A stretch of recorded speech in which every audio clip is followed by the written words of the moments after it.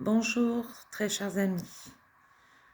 Nous sommes le week-end et aujourd'hui est un week-end quelque part aussi important pour nous, les Européens.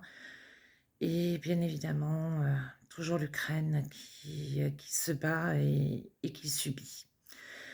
Alors l'Ukraine, en 2014, a exprimé le souhait de rejoindre l'Union européenne.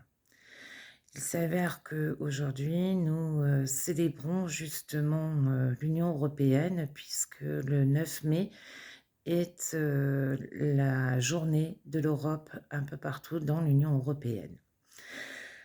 Il s'avère que ce désir d'Europe de l'Ukraine est, nous le savons tous, contrarié depuis bien longtemps par la guerre que mène le génocidaire du Kremlin en Ukraine. Il a obtenu un cessez-le-feu de 3 jours pour lui, faire ses festivités, sur la place rouge et de l'autre côté, il a passé la semaine, ce génocidaire du Kremlin, à taper sur l'Ukraine et il n'a pas tapé, sur les infrastructures énergétiques comme le font les Ukrainiens. Il a continué à taper sur des écoles, sur des hôpitaux, sur des habitations civiles et toujours dans le même, modus operandi.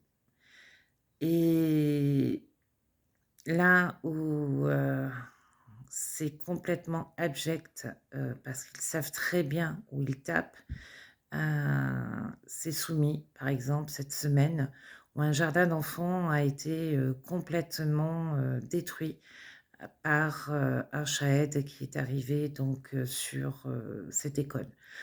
Autre chose, les Russes, commettent un nouveau, crime génocidaire, à Olensky, dans le district d'Olensky à Kherson, où, des milliers de personnes ne peuvent absolument pas, sortir sans risquer leur vie, dans le sens où tout est miné. C'est le côté occupé de Kherson, de l'autre côté du Dniepr et donc sur sa rive, gauche et tout est fait par les génocidaires, du Kremlin, pour, soumettre cette population qui, à aujourd'hui, n'a plus, de quoi se nourrir, n'a plus de quoi boire, ni se soigner.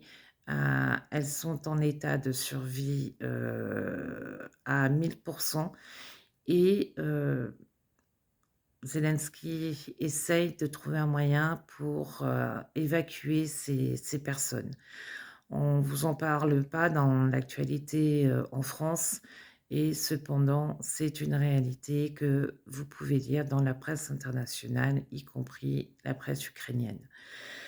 Ce génocide qui a lieu actuellement donc sur cette partie de Kherson, est tu alors que, des personnes meurent, des personnes souffrent, des enfants sont en danger, des personnes invalides sont en danger également et rien n'est fait.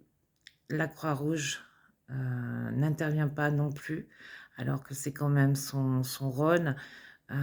C'est vraiment inquiétant pour, les milliers de personnes qui sont concernées, dans cette partie de Kherson et ça fait mal au cœur de voir que, comme toujours, Poutine arrive à obtenir ce qu'il veut, un cessez-le-feu. Bien évidemment que l'Ukraine accepte tout cessez-le-feu parce que c'est, un moment, pour, les Ukrainiens de pouvoir, entre guillemets «souffler un peu».